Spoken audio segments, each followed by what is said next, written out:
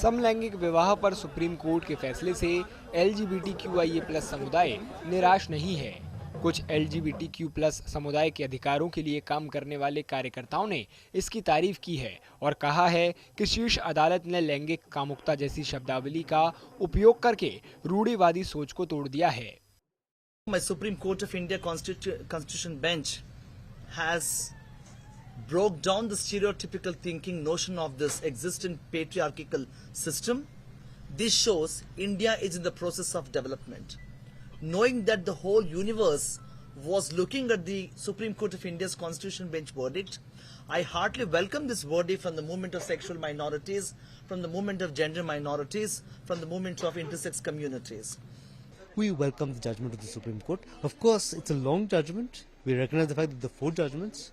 We'll read it in greater detail and see how we take this battle forward. But the point, I think, on which, again, all the judges are united is the idea that we can't recognize rights under the Special Marriage Act, which we don't see as a negative, which is it puts the ball back in our court as a movement, saying we have to fight this as a movement, and we puts the ball back in the court of parliament and saying that we have to fight this in a political sense. A political battle has to be waged on this point.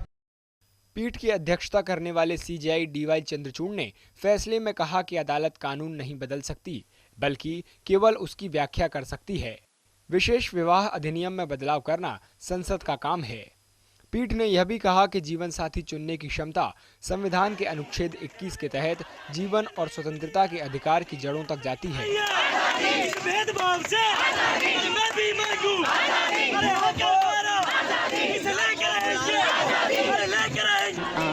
Supreme court ने ये भी कहा है संसद को और state governments को, parliaments को, कि वो कुछ करे हमारे इस मैरिज इनइक्वालिटी की वजह से जो इनजस्टिस होता है जो सेम सेक्स कपल के साथ, तो उसके लिए पार्लियामेंट, संसद और राज्य सरकार कुछ करे, ये भी उन लोगों ने आदेश दिया है, सुप्रीम कोर्ट ने आदेश दिया है, तो ये बात बहुत अच्छी है।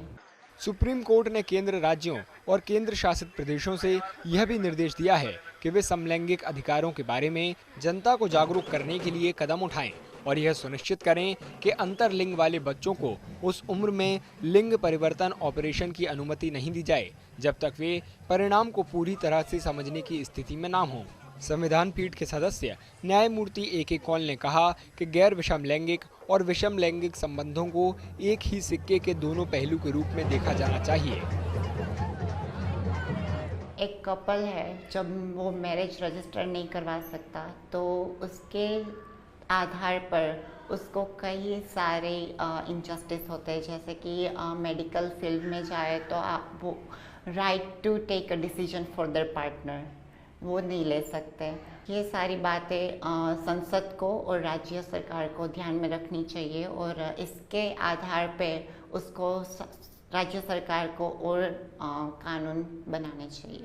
They have not recognized, yes, I agree with the fact, but they have also given us certain rights, and I would try to focus on the positive side of that.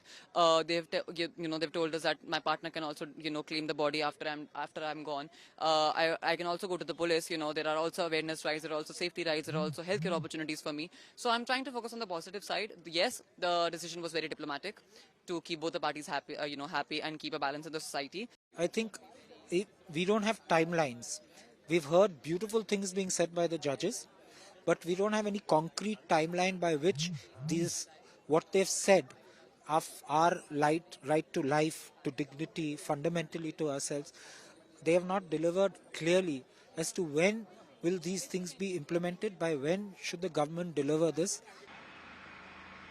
5 न्यायाधीशों की संविधान पीठ ने LGBTQIA+ जोड़ों को गोद लेने का अधिकार देने से भी इनकार कर दिया है।